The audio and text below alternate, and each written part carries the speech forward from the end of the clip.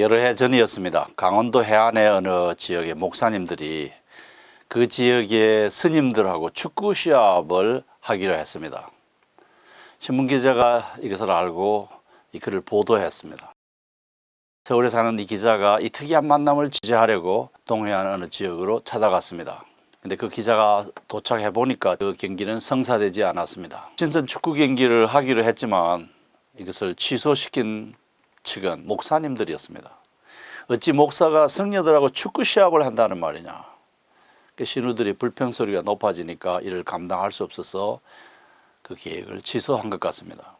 저는 개인적으로 그 경기가 성사되었으면 좋았을 것이라고 생각합니다. 기독교인들이 그 정도의 도량과 자기 신앙에 대한 확신이 없지 않을 것이기 때문입니다.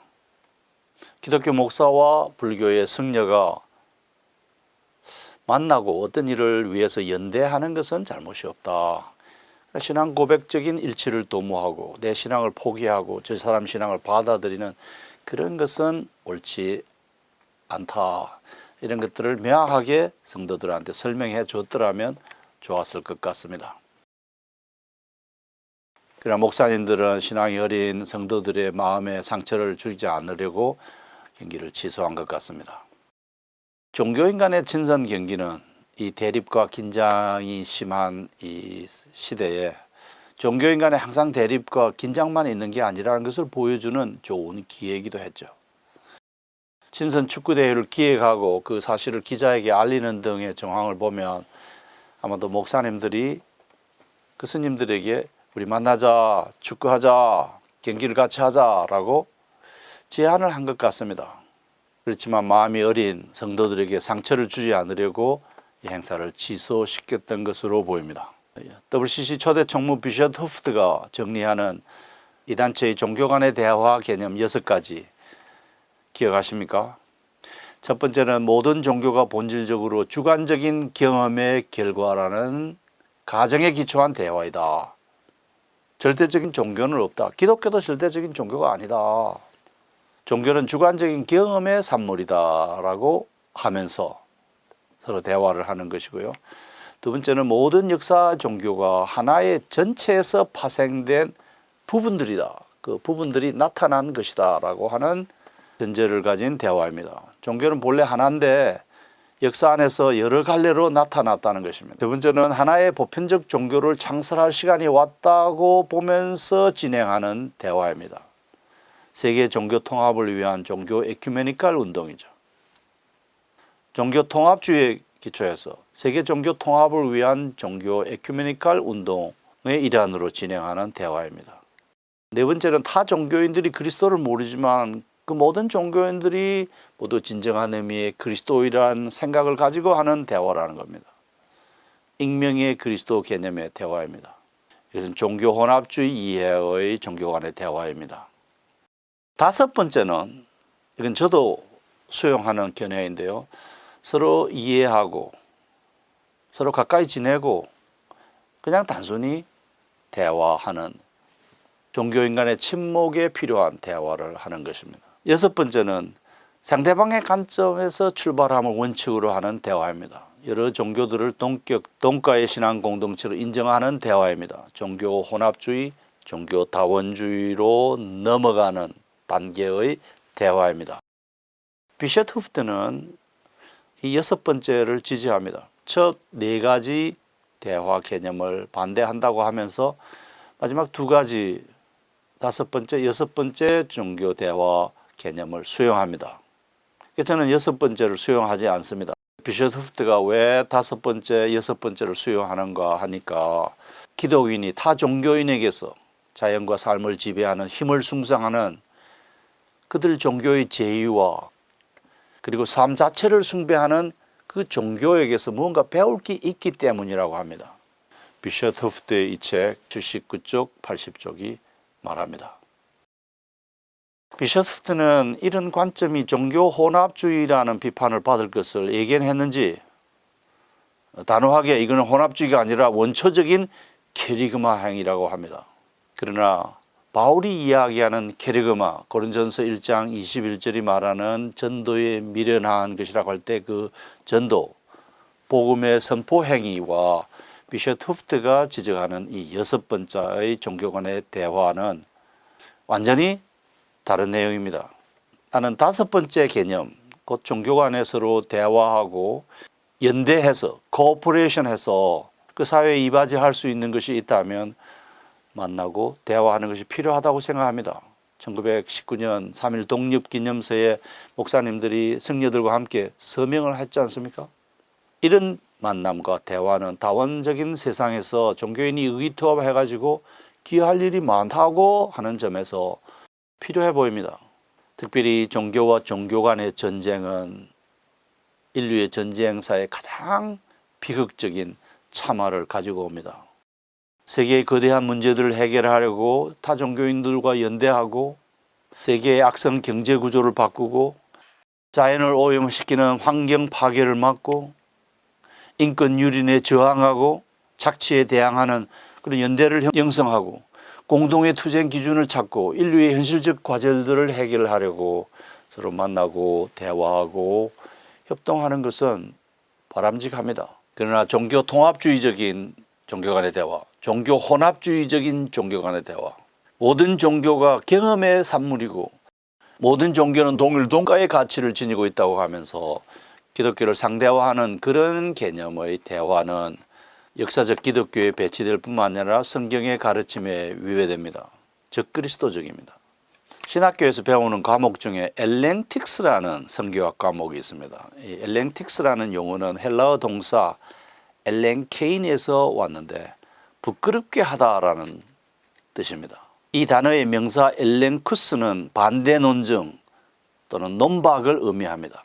엘랭틱스는 타 종교에 대한 반대 논증, 논박 그리고 경책하는 태도로 접근합니다. 타 종교의 구원의 부적합성, 허위성을 폭로하고 기독교 구원의 적합성, 진리의 절대성, 기독교 진리의 절대성을 선언하는 법을 가르칩니다. 어느 한국인 신학 교수는 엘랭틱스를 종교 경책학이라는 말로 번역해서 사용합니다. 그러나 종교 경책학은 엘랭틱스가 가지고 있는 하나의 개념이긴 합니다만 엘랭틱스의 의미를 완전히 드러내는 단어는 아닙니다. 여러분 타종교인을 만나서 불교 스님을 만나서 사정없이 비판하고 꾸중하고 경책하고 나무라고 죄를 회개할지어다 그렇게 전도해서 전도가 되겠습니까? 이 엘랭틱스는 그런 식으로 전도하라, 선교하라는 뜻이 아니고 근원적으로 예수 그리스도의 구원의 복음은 죄인을 향해서 죄를 고백하고 회개하고 창조자 하나님을 믿어야 될 것을 강조한다는 사실을 가르쳐 줍니다. 인간으로 하여금 죄를 깨닫게 하고 하나님을 대항하는 모든 타 종교, 이교의 가면을 벗겨서 하나님에 대한 지식을 갖도록 하는 학과목입니다. 성경적 선교 이론을 수립한 네덜란드의 신학자, 교의학자이면서 선교학자인 헤르만 바빙크가 이 용어를 즐겨 사용했습니다. 엘랭틱스. 신약 성경은 엘랭티스적인 표현들을 많이 담고 있습니다. 무릇 내가 사랑하는 자를 책망하여 징계하노니 그러므로 네가 열심을 내라 회개하라. 계시록 3장 19절. 이는 무사람을 심판하사 그들을 정죄하려 하심이라 하였으니라. 유다서 1장 15절. 그가 와서 죄에 대하여 의에 대하여 심판에 대하여 세상을 책망하시리라. 요한복음 16장 8절. 범죄한 자들을 모든 사람 앞에 꾸짖어 나머지 사람들로 두려워하게 하라. 디모데전서 5장 20절.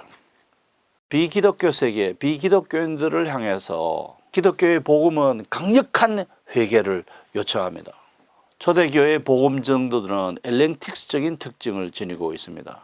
사도들은 사람들에게 예수 그분이 그리스도 구원자이심을 전하고 믿고 회개할 것을 촉구했습니다. 그 결과 3,000명이 회개하고 주께로 들어오는 열매를 얻었습니다. 이 교훈은 오늘 우리가 선교 현장에서 어떻게 복음을 전해야 되고 어떤 태도로 타 종교인을 대해야 될 것인가를 시사합니다. 복음적인 기독교 선교의 메시지가 무엇입니까? 성육신, 예수 그리스도의 동정녀 탄생, 그의 고난과 죽음, 부활과 승천, 그 메시지를 하나님을 알지 못하는 사람들에게, 그 복음의 도리를 알지 못하는 사람들에게 전달하는 것입니다. 그래서 이 복음을 전하는 선교사의 메시지는 엘렌틱스 방식일 수밖에 없습니다. 그리고 선교는 죄를 깨닫게 하는 복음 전도 활동이기 때문입니다. 전하는 자가 없는데 어찌 믿을 수 있으며 회개를 촉구하는 복음이 없는데 어떻게 이방인이 하나님께로 돌아올 수 있겠습니까? 복음 제시 없는 전도, 그리고 복음 듣는 자의 회개를 촉구하지 않는 선교는 기독교적이지 않습니다.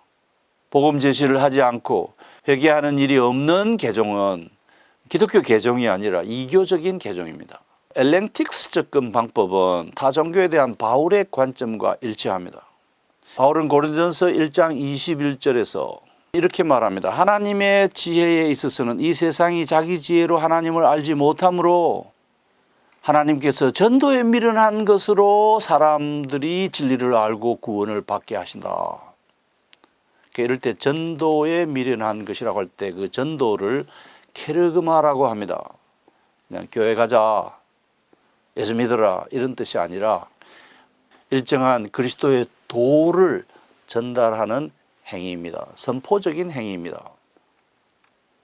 거기에 어떤 종교 간의 대화나 기독교를 상대화하고 모든 종교가 동일 동가의 가치를 지니고 있다고 하는 그런 태도를 허락하지 않습니다. 예장통합이 2021년 공식적으로 채택해서 이 교단의 입장으로 표방한 복음적 에큐메니컬 신앙이란 책자에서 성취론을 옹호하고 있습니다. 총회가 받아들였으므로 예장통합의 공식적인 입장입니다. 금주수 박사는 이 책 안에 쓴 그의 글에서 종교 간의 대화가 기독교가 소수 종교로서 박해받는 지역에서 그 교회와 성도의 신앙의 자유와 교회와 성도를 보호하기 위해서 필수적인 선교라고 합니다. 그러면서 종교다원주의와 직결된 아주 중요한 신학 용어 하나를 등장시킵니다.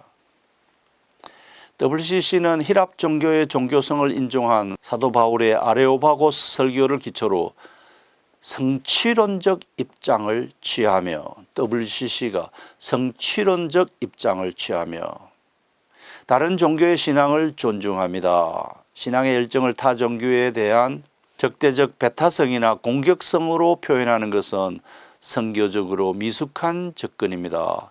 자칫 하나님의 영광을 가리고 전도의 문을 닫을 수도 있는 지혜롭지 못한 방식입니다. 복음적 에큐메니컬 신앙 50쪽, 51쪽에서 말합니다. 그럴듯한 말 같은데 여기 중요한 것은 종교다원주의의 관문인 성취론이라는 단어를 등장시켜서 이 단어가 예장통합의 공식 입장이 되었습니다. 성취론적 입장이란 타 종교의 부족한 부분을 기독교가 완성시켜준다는 뜻입니다. 이 성취론적 입장은 타 종교 전통을 부분적으로 긍정하고 이 양자를 연속성상에서 이해하는 종교다원주의 관점입니다. 우리 한국의 저명한 종교다원주의자 감리교의 변선한 박사, 장로교의 저명한 종교다원주의자 기장의 김경재 박사, 그리고 감신대학의 토착화 신학자들인 윤선멍 박사, 유동식 박사 등이 즐겨 사용하던 용어입니다. 토착화 신학은 다른 말로 상황 신학이라고도 합니다. Contextual Theology라고 합니다. 동양 종교와 문화 전통도 신학적 사유의 대상과 내용이 되어야 된다. 그런 주장이에요. 동서양 종교와 동서양 철학 사상의 대화를 적극 모색합니다. 성취론적 입장은 유럽인들에게 비기독교 전통을 긍정적으로 바라보고 연구할 수 있는 기초를 제공합니다. 그러나 이것은 기독교 신앙의 본질을 훼손하는 종교혼합주의와 종교다원주의의 관문입니다. 이런 논의에서 우리는 예수 그리스도의 사도 바울이 어떤 태도를 취했는가 살펴볼 필요가 있습니다. 사도 바울은 타 종교에 대해서 어떤 태도를 취했습니까? 바울은 그리스 종교를 긍정적으로 보았습니까? 그리스 종교들과 동격의 가치를 가진 종교라고 해서 그들과 대화를 했습니까? 그래서 바울은 그리스 종교를 존중했습니까? 그리스 종교 안에 구원의 길이 있다고 보았습니까? 그리스 종교를 구원의 길이라고 보았습니까? WC 신학자들이 바울의 아레오바고 설교를 근거로 해서 성취론적 입장이 옳다고 주장합니다. 정말 바울은 아레오바고에서 성취론적 입장을 설교한 것입니까? 바울은 아테네에 우상이 가득한 것을 보고 격분했습니다. 그래서 그는 우상에 익숙한 아테네 시민들을 향해서 예수 그리스도의 복음을 전합니다. 바울이 엘렌틱스적인 자세로 복음을 전했습니까? 아니면 성취론적인 태도로 예수를 소개했습니까? 바울은 그리스의 종교들을 기독교와 동일 동가의 종교로 이해하지 않았습니다. 바울은 엘렌틱스적인 복음 전도자입니까? 아니면 WCC 초대 총무 비숍 후프트가 열거하는 WCC의 종교 간의 대화 6가지 자세로 타 종교인들을 대했습니까? 바울은 아레오바고 광장에 서서 성취론 태도가 아니라 엘렌틱스 목소리로 다음과 같이 말합니다. 사도행전 17장 아테네 사람들아 너희를 보니 범사에 종교심이 많도다. 이 종교심은 모든 인류가 다 가지고 있죠. 내가 두루 다니며 너희를 위하는 것들을 보다가 알지 못하는 신에게라고 새긴 단도 보았으니 그런즉 너희가 알지 못하고 위하는 그것을 내가 너희에게 알게 하리라. 우주와 그 가운데 만물을 지으신 하나님께서는 천지의 주체시니 손으로 지은 전에 계시지 아니하고 또 무엇이 부족한 것처럼 사람의 손으로 섬김을 받으시는 것이 아니니 이는 만인에게 생명과 호흡과 만물을 친히 주시는 이시니라. 인류의 모든 족속을 한 혈통으로 만드사 온 땅에 살게 하시고 그들의 연대를 정하시며 그 주의 경계를 한정하셨으니 이는 사람으로 혹 하나님을 더듬어 발견하려 하심이로되 그는 우리 각 사람에게서 멀리 계시지 아니하도다. 우리가 그를 힘입어 살며 기동하며 존재하느니라. 너희 시중 중 어떤 사람들의 말과 같이 우리가 그의 소생이라 하니 이와 같이 하나님의 소생이 되었은즉 하나님을 금이나 은이나 돌에다 사람의 기술과 고안으로 생긴 것들과 같이 여길 것이 아니니라. 알지 못하는 시대에는 하나님이 간과하셨거니와 이제는 어디든지 사람에게 다 명하사 회개하라 하셨으니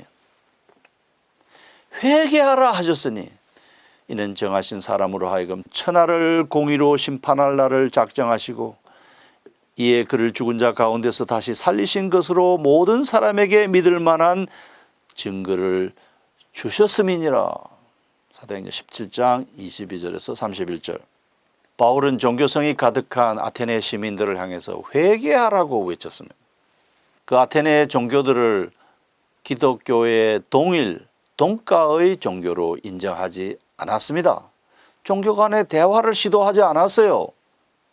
격분하면서 예수 그리스도의 복음을 전하고 회개하고 살아계신 하나님을 믿으라고 요구했습니다. 엘렌틱스는 기독교 유럽의 문화 우월주의, 서구 침략주의, 식민지주의와 맥을 같이 합니다. 기독교를 유럽인의 종교로 여기는 아프리카와 아시아 사람들에게 강한 거부감을 자아냅니다. 타 종교인들의 거부감을 자아냅니다. 유럽 식민지주의자들의 피해자들이 볼 때는 기독교가 그 앞잡이 역할을 했다는 것은 부정할 수가 없습니다. 그래서 역사적 기독교를 전하는 복음 전도자들에게 이 역사적 상권은 항상 아킬레스건으로 남아 있습니다. WCC가 선교와 전도의 개념을 바꾸고 이 땅에 존재하는 모든 역사적 종교들을 동가의 종교로 여기면서 대화를 진행하는 것은 이런 역사에 대한 반성적 의미를 담고 있는 것으로 보입니다. 타종교인과 친하게 지내고 친목하고 연대 활동을 하는 그런 개념의 대화는 상호 존중과 이해를 전제로 하는 대화와 말하기입니다. 듣기도 하고 말하기도 합니다. 의사소통의 활동입니다. 기독교인의 이러한 타종교인 간의 대화는 그 자체로 선교 접촉점을 만드는 복음화 활동입니다. 이걸 전문적인 용어로 선교 접촉점, 컨택트 포인트라고 합니다. 건실한 복음 전도자는 지속적으로 타 종교인을 만나서 선교 접촉점을 구축해 나갑니다. 복음 전도자는 타 종교인에게 인간적으로 솔직하게 접근합니다. 기독교 신앙을 갖게 할 목적과 의도로 대화를 한다는 것을 감추지 않습니다. 선교 접촉점을 확보하기 위해서 사귀고 만나고 대화를 한다는 것을 숨기지 않습니다. 그것을 앞세우지는 않지만 그것을 감추지는 않습니다.